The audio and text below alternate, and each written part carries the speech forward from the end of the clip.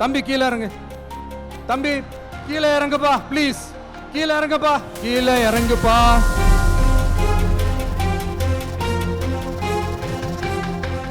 கீழே இறங்குப்பா.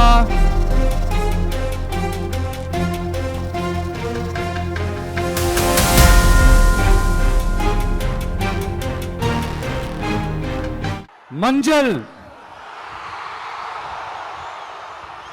மஞ்சள். பொதுவா நல்ல காரியங்கள் ஸ்டார்ட் பண்றதுக்கு முன்னாடி இந்த மஞ்சள் எடுத்து வச்சு தான் ஸ்டார்ட் பண்ணுவாங்க. நம்ம வீட்டில் கூட நம்ம அம்மா அக்கா தங்கைகள் நமக்காக நாம நல்லா இருக்கணும்ன்றதுக்காக மஞ்சள் புடவை கட்டிக்கிட்டு தான் வேண்டிக்குவாங்க. அப்படி அந்த மஞ்சள்னாலே ஒரு தனி வைப்பு தாங்க. நம்ம கொடியில கூட அந்த வைப்ரண்டான அந்த எனர்ஜெட்டிக்கான அந்த மஞ்சள் இருக்குமே, அந்த மாதிரி மங்களகரமான மஞ்சள் விளையிற பூமி தான் இந்த ஈரோடு பூமி. இங்க வந்து மஞ்சளை பத்தி பேசாம வேற எங்க போய் பேசுறது?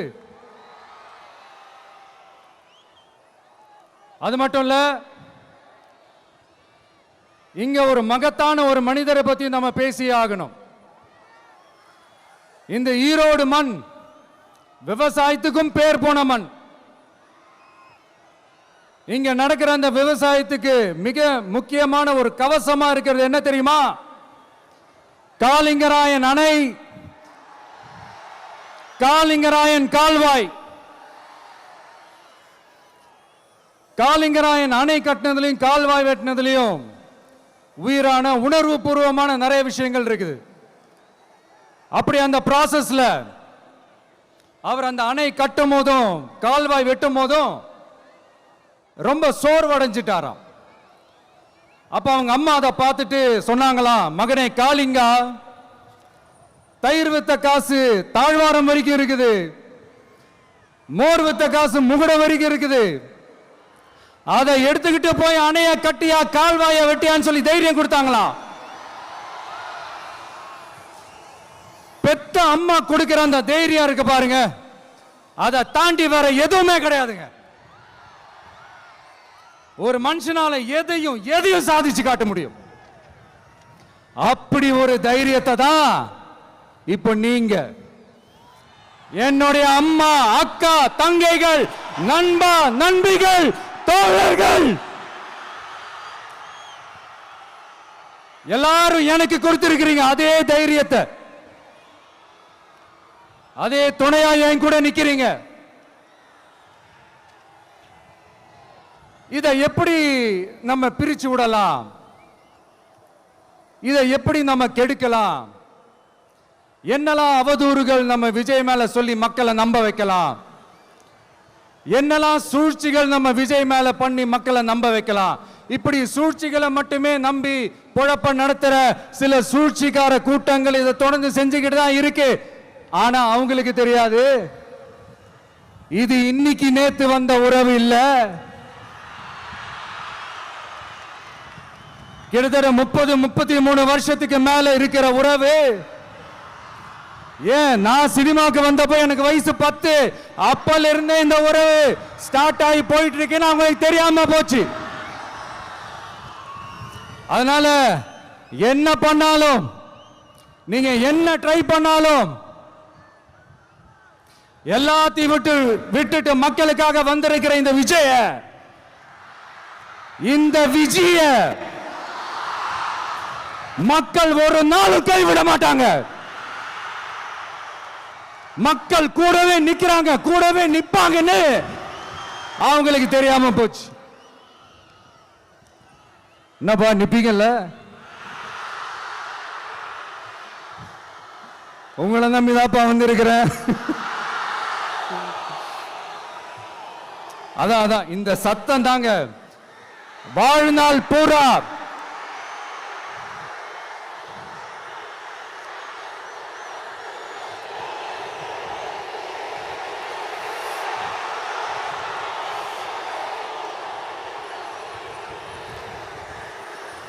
வாழ்நாள் பூரா உங்களுக்கு நன்றியோடவே இருப்பேன். இப்போ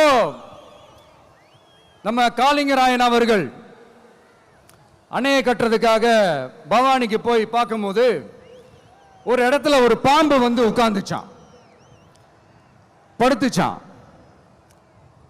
அது படுத்த இடத்துல தான் அவர் அணையை கட்ட ஸ்டார்ட் பண்ணாராம். அப்புறம் அந்த பாம்பு வளைஞ்சி நெளிஞ்சி போற இடத்துலலாம் கால்வாயை வெட்டினார்னு சொல்லி சில வாய்மொழி கதைகள்லாம் சொன்னாங்க. தண்ணியை சேமிச்சு வச்சு குடிக்கிறதுக்கும் விவசாயத்துக்கும். தம்பி கீழே இறங்கு, தம்பி கீழே இறங்குப்பா, ப்ளீஸ் கீழே இறங்குப்பா.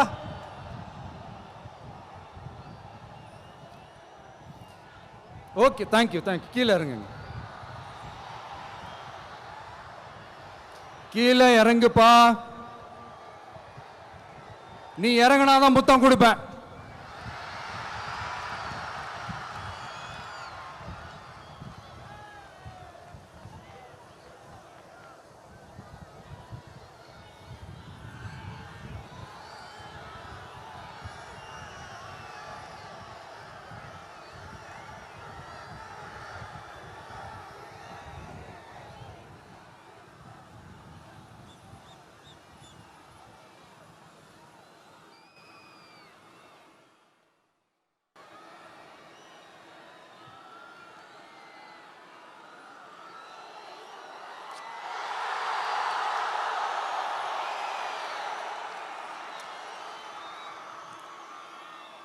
இப்படி தண்ணியை சேமிச்சு வச்சு குடிக்கிறதுக்கும் விவசாயத்துக்கும் வழி வகுக்கிறது எவ்வளவு பெரிய ஒரு நல்ல விஷயம். ஸோ இந்த மாதிரி நல்ல விஷயங்கள்லாம் செஞ்சிட்டு கதைகள் சொன்னா பரவாயில்ல, எதுவுமே செய்யாம கதைகளை மட்டும் அடிச்சு விடுறது எப்படி? அத்திக்கடவு அவிநாசி திட்டத்தை இன்னும் விரிவுபடுத்தினா அந்த 3 மாவட்டத்தில் இருக்கிற லட்சக்கணக்கான மக்களுக்கு எவ்வளவு பிரயோஜனமா இருக்கும். எத்தனையோ லட்சம் ஏக்கர் நிலங்கள்ல விவசாயம் நடத்தினா எவ்வளவு பிரயோஜனமா இருக்கும். ஏன் அதெல்லாம் பண்ண மாட்டேன்றீங்க? வள்ளுவர் கோட்டத்துக்கு காட்டுற அக்கறைய இங்க மக்கள் வாழ்வாதாரத்தில் கொஞ்சம் காட்டலாம்ல, ஏன் காட்ட மாட்டேன்றீங்க? இங்க என்ன கவர்மெண்ட் நடத்துறாங்களா இல்ல கண்காட்சி நடத்துறாங்களா? இந்த 21ஆம் நூற்றாண்டிலே மக்களை பத்தி எதுவுமே யோசிக்கிறது இல்ல. ஆனா அந்த காலத்திலேயே இது எல்லாத்தையும் பத்தி யோசிச்ச, மக்களை பத்தி, குடிக்கிற தண்ணியை பத்தி, விவசாயத்தை பத்தி, அணை கட்டுறதை பத்தி, கால்வாய் வெட்டுறதை பத்தி, இதெல்லாம் எங்கிருந்து?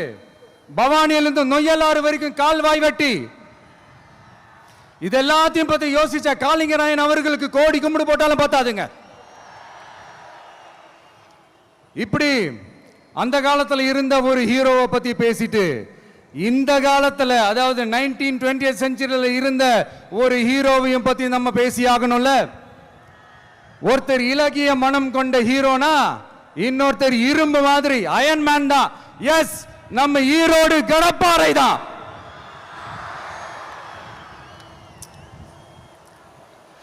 ஒட்டுமொத்த தமிழ்நாட்டையே திருப்பி போட்ட சீர்திருத்த நெம்புகோல்.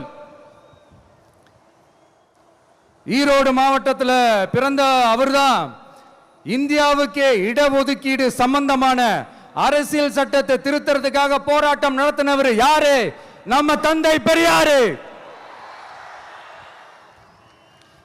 100 வருஷத்துக்கு முன்னாடியே வகுப்பு வாரி பிரதிநிதித்துவம் வேணும்னு கேட்டவர். அன்னைக்கும் சரி இன்னைக்கும் சரி ஒரு ஆச்சரியத்தோட பார்க்கக்கூடிய ஒரு மனிதர், நம்மளுடைய கொள்கை தலைவர். அப்ப அண்ணாவும் எம்ஜிஆரும் யாரு? பெரியார் அவர்கள் கிட்ட இருந்து எங்களுக்கு தேவையான கொள்கைகளை எடுத்துக்கிட்டோம். அவரை ஃபாலோ பண்ற, அவரை வழிகாட்டி ஏத்துக்கிட்ட அண்ணா அவர்கள் கிட்ட இருந்தோம், எம்ஜிஆர் அவர்கள் கிட்ட இருந்தோம் தேர்தல் அணுகுமுறையை எடுத்துக்கிட்டோம். அண்ணாவும் எம்ஜிஆரும் தமிழ்நாட்டோட சொத்து. அவங்கள பயன்படுத்துறத பத்தி யாரும் இங்க கம்ப்ளைண்ட்லாம் பண்ண முடியாது. அண்ணா எங்களோடது, எம்ஜிஆர் எங்களோடது, நீங்களா எடுத்துக்க கூடாது அப்படிலாம் யாரும் இங்க அழுதுட்டு இருக்க முடியாது, சொல்லிவிட்டேன். அதனால நாங்க ஒரு வழியில அரசியல் செஞ்சுக்கிட்டு போயிட்டு இருக்கிறோம். உங்களுக்கு தான் டிவிக்கு ஒரு பொருட்டே இல்லைல்ல, அப்புறம் ஏன் கதறீங்க? அப்புறம் ஆளாளுக்கு அங்க போயிட்டு இங்க போயிட்டு புலம்பி தள்ளிக்கிட்டு இருக்கிறீங்க. இது எப்படி இருக்கு தெரியுமா? எனக்கு பயம் இல்ல, எனக்கு பயம் இல்ல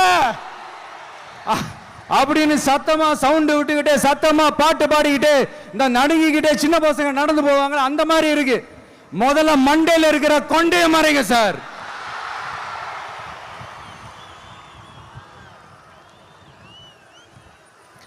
சும்மா மாறு வேஷத்துல மறு வச்சுக்கிட்டு மீடியா ஆளு ரேடியோ ஆளுன்னு இவங்க ஆளுங்களே மாத்தி மாத்தி அனுப்பிக்கிட்டு இதெல்லாம் என்ன மக்களுக்கு தெரியாதுன்னு நினைச்சிட்டு இருக்கீங்களா? மக்கள் எல்லாத்தையும் உன்னிப்பா கவனிச்சிட்டு இருக்காங்க. அதனாலதான் சொல்றேன், உங்களுக்கு நீங்க கொள்ளையடிச்சு வச்சிருக்கிற காசு தான் துணை, ஆனா எனக்கு என் மேல எல்லையில்லா பாசம் வச்சிருக்கிற இந்த மாசு தான் துணை.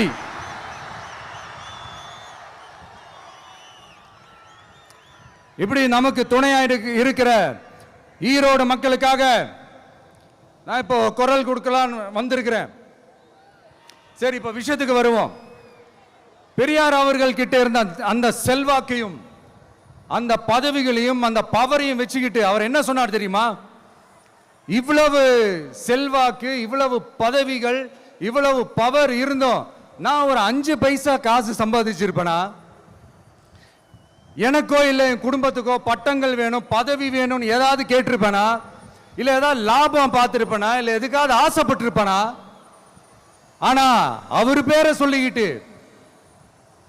அவருடைய கொள்கையை ஃபாலோ பண்றதா சொல்லிக்கிட்டு இப்ப ஆட்சியில இருக்கிறவங்க என்னெல்லாம் செய்யறாங்கன்னு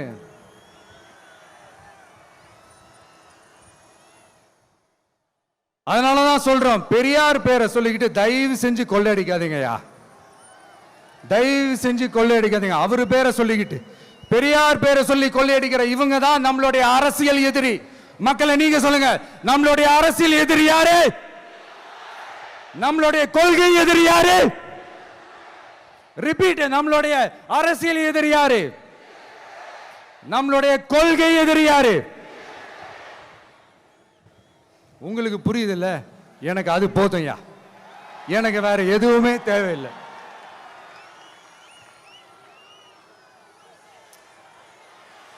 அதனாலதான்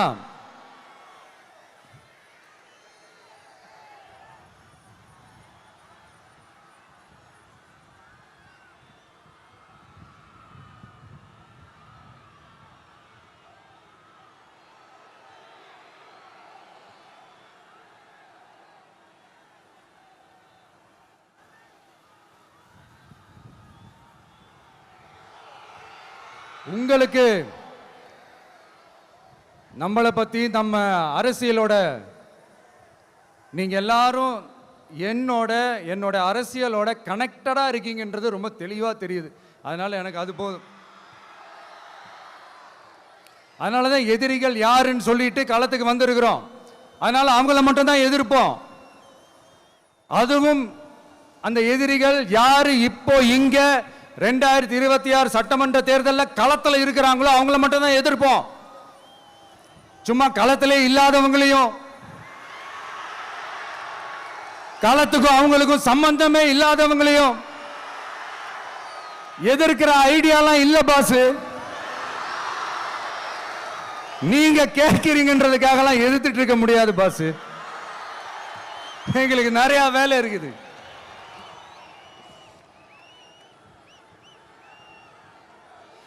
எத்தனை எத்தனை பொய்யான வாக்குறுதிகள்.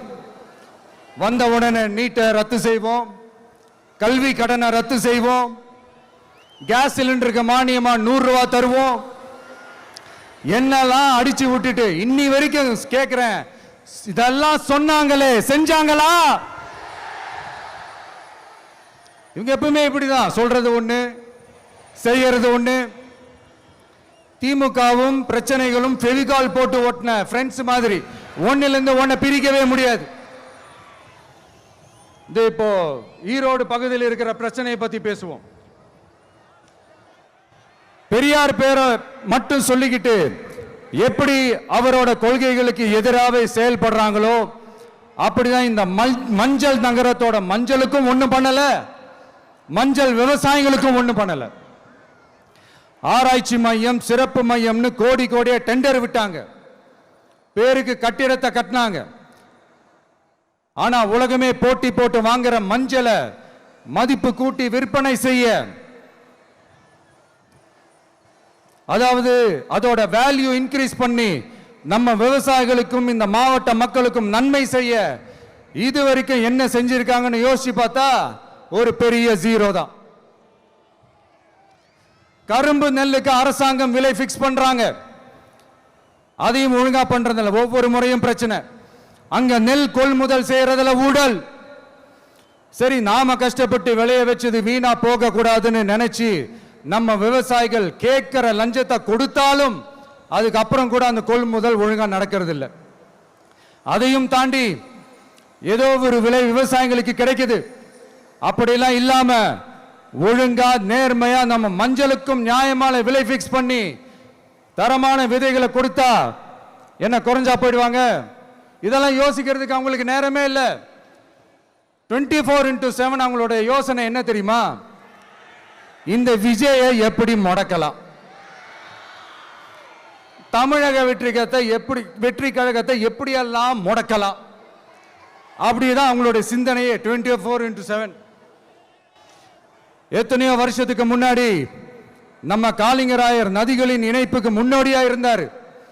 பவானி ஆத்தலவர் அதிகமான தண்ணி அணை கட்டி தேக்கி தண்ணீர் வறட்சியான பகுதிகளுக்கு அனுப்பினார். ஆனா இன்னைக்கு இவ்வளவு நவீன வசதிகள் இருந்தோம், இவ்வளவு சயின்ஸ் வளர்ச்சிகள் இருந்தோம், இவ்வளவு டெக்னாலஜி வளர்ச்சிகள் இருந்தோம், அவங்க வாக்குறுதியில் ஒன்று கொடுத்தாங்கல்ல, பவானி நொய்யலாறு அமராவதி 6 இணைப்பு திட்டத்துக்கு ஒரு துரும்ப கூட கிள்ளி போடல. வாக்குறுதி நம்பர் 103 சொன்னாங்களே, செஞ்சாங்களா? சரி, இதாவது ஒரு பெரிய ப்ராஜெக்ட் வைங்க. ஆறுகளை சுத்தப்படுத்த பல ஆயிரம் கோடி நிதி ஒதுக்குவோம், தமிழ்நாட்டில் உள்ள ஆறுகளை சுத்தப்படுத்துவோம்னு சொன்னாங்களே, செஞ்சாங்களா? ஆனா ஆத்து மணலை கொள்ளையடிக்கிறதுல மட்டும் வேலையை கரெக்டா செய்வாங்க. இதை நான் ஏன் திரும்ப திரும்ப சொல்றேன்னா, மக்களே நீங்க புரிஞ்சுக்கணும். கொஞ்சம் மசந்தா மற்ற மாவட்டங்கள்ல மணல் காணாம போன மாதிரி, மலைகள் காணாம போன மாதிரி, நம்ம மாவட்டத்தில் தனி வளத்தை கொடுத்த செம்மண்ணும் காணாம போறதுக்கு வாய்ப்பு இருக்கு மக்களே. நம்ம மண்ணுக்கும் நம்ம ஆத்துக்கும் நம்ம விவசாயிக்கும் தான் இந்த மோசமான நிலைமை. அதனால ஏதாவது தொழில் செஞ்சு பிழைக்கலாம்னு பார்த்தா அதுக்கும் எங்க விடுறாங்க? தொழில்னு பார்த்தா 30% நெசவாளர்களுக்கு கூலி பாக்கி. அரசாங்கம் நம்ம நெசவாளர்கள் கிட்ட இருந்து கொள்முதல் செய்த வேட்டி சேலைக்கான கூலியை கூட போராடித்தான் வாங்க வேண்டியதா இருக்குது. அது சலுகையோ உதவியோ நலத்திட்டமோ கிடைக்காது. நம்ம உழைப்புக்கான ஊதியம், நம்மளோட உரிமை, அதுக்கே போராட வேண்டிய நிலையில தான் இந்த அரசாங்கம் நம்மளை வச்சிருக்கு. நல்லா பார்த்துக்கங்க மக்களே, உரிமைக்கு குரல் கொடுத்தவங்க தான் இவங்க. சிறு குறு தொழில்கள் பீக் ஹவர்ஸ் சார்ஜ்னு கரண்ட்டுக்கு அநியாய விலை வச்சு அதையும் செய்ய விடாம நம்மளை முடக்கிடுறாங்க. அந்த பீக் ஹவர்ஸ் சார்ஜ் கொள்ளையால எத்தனை வருஷமா எவ்வளவு பேர் பாதிக்கப்படுறோம், எவ்வளவு தொழில்கள் பாதிக்கப்படுது. நாமளும் கத்துறோம், போராடுறோம், கோரிக்கை வைக்கிறோம். எதையாவது இவங்க கண்டுக்கிறாங்களா? கொஞ்சம் யோசிங்க. ஏன் கண்டுக்க மாட்டேன்றாங்கன்னு கொஞ்சம் யோசிங்க. அப்பதாங்க பிரைவேட்ல அதிக விலைக்கு கரண்ட் வாங்க முடியும், அதுக்கு டெண்டர் விட முடியும். அப்படி டெண்டர் விட்ட மேட்டர்ல எல்லாம் என்ன நடக்கும்னு உங்களுக்கும் தெரியும், எனக்கும் தெரியும், நம்ம எல்லாருக்குமே தெரியும். இந்த மாதிரி ஈரோடுல மட்டும் இல்ல, எந்த மாவட்டத்துக்கு போனாலும் பிரச்சனைகள் மேல பிரச்சனைகள் தான்.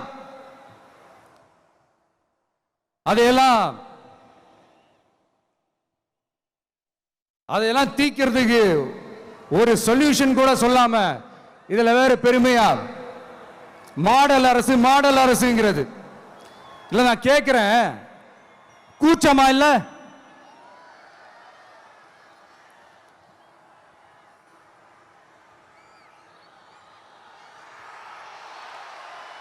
இதெல்லாம் கேட்டா அப்படியே நம்ம பக்கம் யூட்டர்ன் அடிச்சு வந்துருவாங்க. விஜய் என்ன அரசியல பேச மாட்டேன்றாரு, விஜய் என்ன சினிமா டயலாக் மாதிரி பேசுறாரு, விஜய் என்ன பஞ்ச் டயலாக் பேசுறாரு, விஜய் என்ன 10 நிமிஷம் தான் பேசுறாரு, 9 நிமிஷம் தான் பேசுறாரு.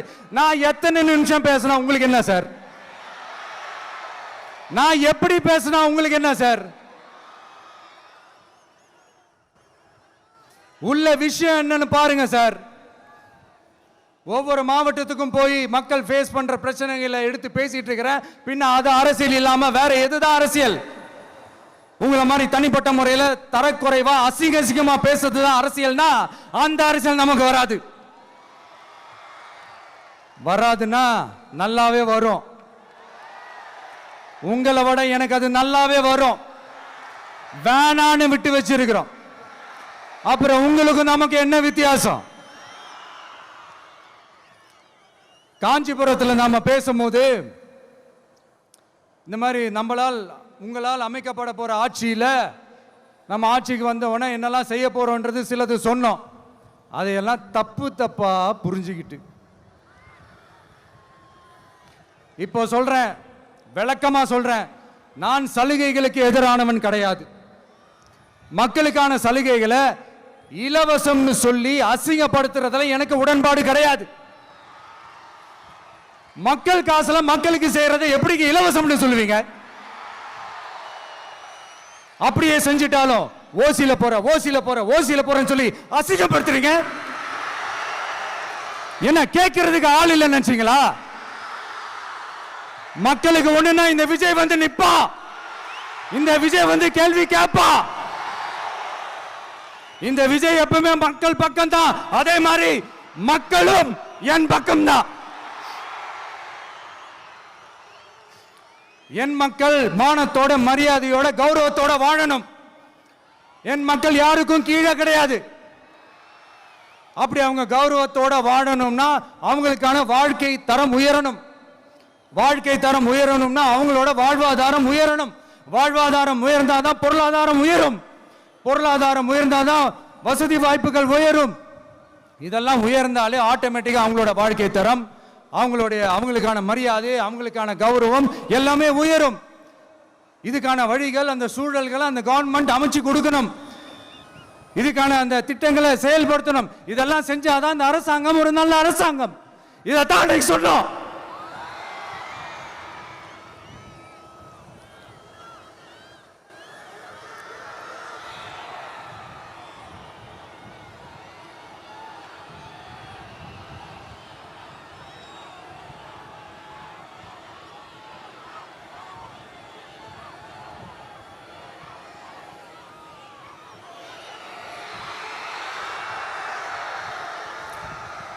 இதைத்தான் இன்னைக்கு சொன்னோம். உடனே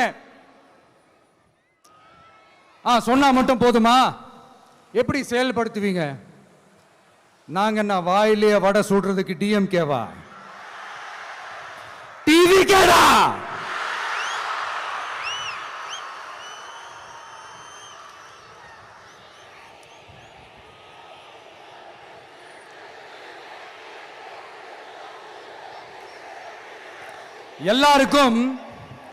எல்லாருக்கும் நிரந்தரமான ஒரு வீடு இருக்கணும்னு சொன்னோம்.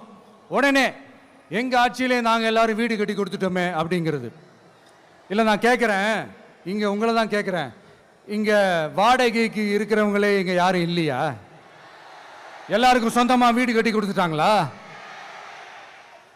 அடுத்து வீட்டில் இருக்கிற ஒவ்வொருத்தரும் மினிமம் டிகிரி படிச்சிருக்கணும் அப்படின்னு சொன்னோம். உடனே எங்க ஆட்சியிலே எல்லாரும் டிகிரி படிச்சு முடிச்சிட்டாங்களே அப்படிங்கிற மாதிரி சொல்றது அது உண்மைனா? ஸ்கூல் லெவல்லையே டிராப் அவுட்ஸ் அதிகமானது யாரோட ஆட்சியிலங்க?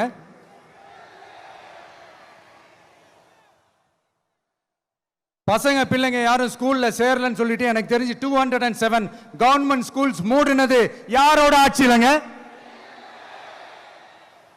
இதுல கல்வியில் சிறந்த தமிழ்நாடுன்னு டிராமா வேற. அடுத்து குடும்பத்தில் ஒருத்தருக்கு நிரந்தரமான வருமானம் வரணும், வேலை வாய்ப்பு கிடைக்கணும் அப்படின்னா நாங்க கொடுக்காத வருமானமா, நாங்க கொடுக்காத வேலையா அப்படிங்கிறது.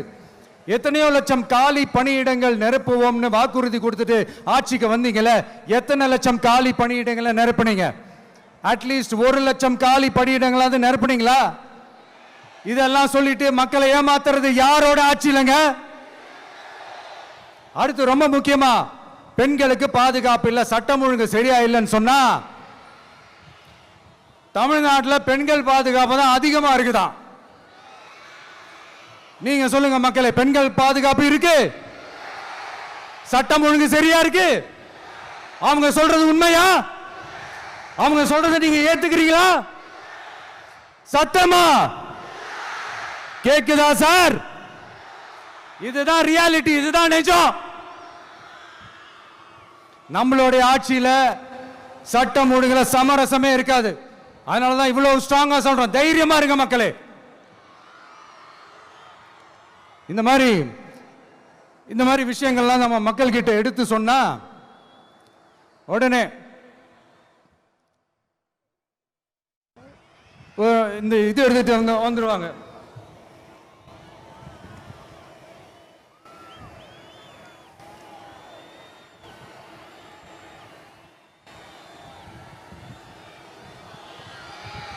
இந்த மாதிரி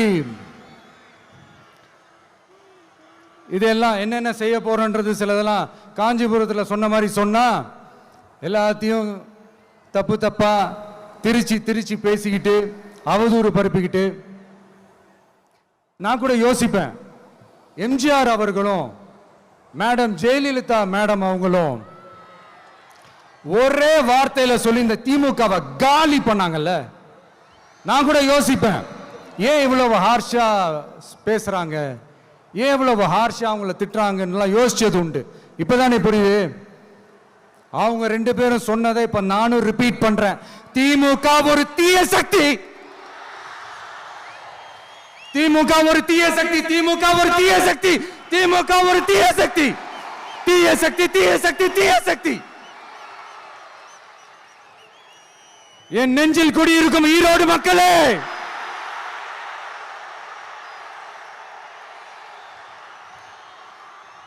டிவிகே ஒரு தூய சக்தி. எப்படி? டிவிகே ஒரு தூய சக்தி. தூய சக்தி டிவிகேவுக்கும் தீய சக்தி டிஎம்கேவுக்கும் தான் போட்டியே.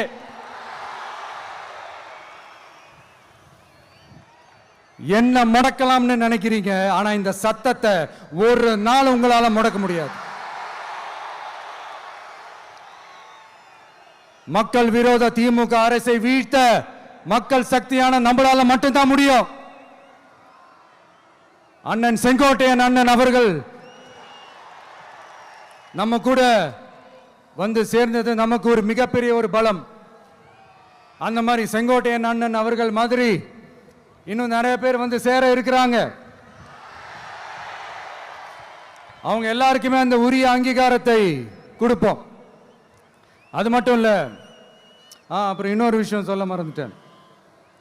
இப்போ ரீசண்டா ஒரு இடத்துல நம்ம சிஎம் சார் அவர்கள் பேசும்போது சொன்னாங்க, என் கேரக்டரையே புரிஞ்சுக்க மாட்டேங்கிறேன். இது சினிமா டயலாக் இல்லையா? நான் ஏதாவது பேசினா சினிமா டயலாகா? சார் பேசினா அது சினிமா டயலாக் இல்லையா? சிலப்பதிகாரத்திலிருந்து எடுத்ததா அந்த லைன். என் கேரக்டரையே புரிஞ்சுக்க மாட்டேன்றது. உங்களை எப்படிதான் சார் புரிஞ்சுக்கிறது? எந்தெந்த விஷயத்துலலாம் சார் உங்க கேரக்டர் நாங்க புரிஞ்சுக்கிறது? அதையும் நீங்களே சொல்லிட்டீங்கன்னா கொஞ்சம் நல்லா இருக்கும் சார். சட்டம் ஒழுங்குல நாடே சந்தி சிரிக்குதே அதுலையா? பெண்கள் பாதுகாப்புல நாடே சந்தி சிரிக்குதே அதுலையா? பொய் வாக்குறுதிகளா கொடுத்து ஏமாத்தி ஆட்சிக்கு வந்தீங்களே அதுலையா? எதில் தான் சார் உங்க கேரக்டர் நாங்க புரிஞ்சுக்கிறது? ஆனா ஒண்ணு, தமிழ்நாட்டில் ஆட்சி செய்யற நீங்களும் சரி, ஒன்றியத்தில் ஆட்சி செய்யறவங்களும் சரி, நீங்க 2 பேரும் முதல்ல என்னோட கேரக்டரை புரிஞ்சுக்கணும் சார். என்னோட கேரக்டர்னு சொன்னது நம்ம மக்களோட கேரக்டர். 2026 சட்டமன்ற தேர்தலோட அந்த கேரக்டரே கொஞ்சம் வேற மாதிரி சார். அதை கொஞ்சம் தயவு செஞ்சு நீங்க புரிஞ்சுக்கணும் சார். புரிஞ்சுக்கலன்னா மக்களே உங்களுக்கு புரிய வைப்பாங்க சார். கான்பிடண்டா இருங்க சார், நல்லதே நடக்கும் சார், வெற்றி நிச்சயம் சார். மீண்டும் சந்திக்கும் வரை நன்றி, வணக்கங்க சார். நண்பா, நண்பிகள், இங்க எல்லாம் பார்த்தோம், எல்லாம் நல்லபடியா நடந்தது. சேஃபா வந்துட்டு சேஃபா வீட்டுக்கு போயிடுங்க. எனக்கு எல்லாத்தையும் விட நீங்க தான் எனக்கு முக்கியம். தயவு செஞ்சு சேஃப்டியா போயிட்டு வாங்க. ஒரு ஈரோடு செல்ஃபி ஒன்று எடுப்போமா?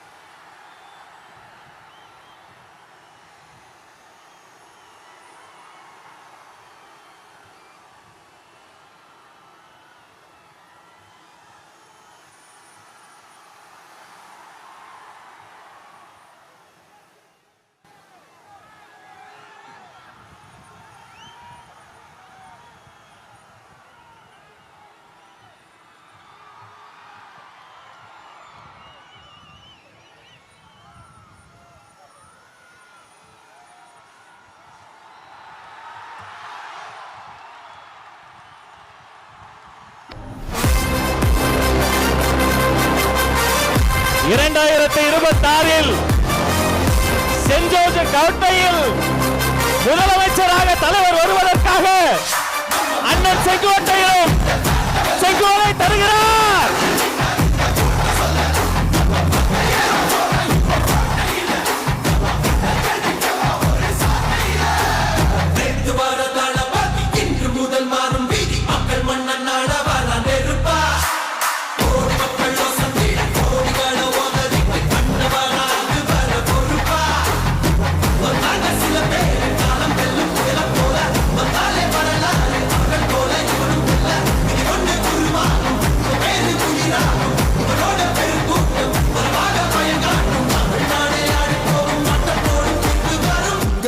உங்க விஜய் உயிர்